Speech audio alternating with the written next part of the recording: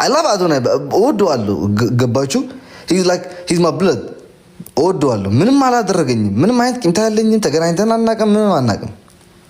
ለዛ ነው ሂጂ ቮት አድርጌ ምናምን ሳምንት ሙሉ እኔ እናቴቱም ትምህርት እየተማርኩኝ እረፍት ሳገኝ 10 ደቂቃ 5 ደቂቃ የራሱ ቤት ሂጂ ገብቼ በለጠች ወይ አልበለጠችም ወይ ስንት አሉ ሳይኑ ሙሉ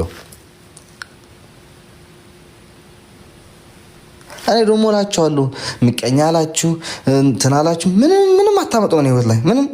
እኔ ህይወት የራሴ ነው የምመራው። እናንተ አትመሩኝ። የፈለኩትን ማውራት ይችላል፣ ደግሞ የፈለኩትን መናገር ይችላል። ስፈልግ ቮት አደርጋለሁ፣ ስፈልግ ተወዋለሁ። ግን ከማንንም በላይ መጀመሪያ ቅድሚያ ነው ቮት ያደረኩት። ኦኬ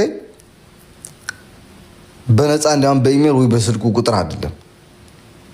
ቢኮዝ እንዲያሸንፍ ስለምፈልግ የመረጥኩት ደግሞ ላይክ አብዛኞቹ በሌላ ስም ሲያነሱት ነበር። እንዲያውም አዶናይ ታውቃላችሁ ማርያምን ከኔ በላይ ከተጋሩ በላይ ኢትዮጵያውያን አንደኛ መምረጥ ያለባችሁ ልጅ እናንተ ናቸው። የእውነት እናውራ ከተባለ ማለት ነው አይደለም ላይ በሌላ ጎን ሆናችሁ እሱን ለመጣል ቮት እንዳይደረግለት ማድረግ ወይ ቤት እየከፈታችሁ ምናምን ራሳችሁ ነበር መጀመሪያ ማድረግ ያለባችሁ። ምክንያቱም በአማርኛ ነው አብዛኛው ቪዲዮቹ ሲሰራ በአማርኛ ነው አብዛኞቹ ላይክ እንዲያውም እንደኛ አይደለም። እኔ ትግራዋይ ነኝ ነው የምለው እኔ ማለት ነው። አዶናይ ግን እንደዛ አይደለም። እኔ ኢትዮጵያዊ ነኝ፣ ኢትዮጵያ እንድትበለጽግ ነው የምፈልገው፣ ኢትዮጵያ እንድታድግ ምንም የሚፈልገው ምናምን ነው የሚለው።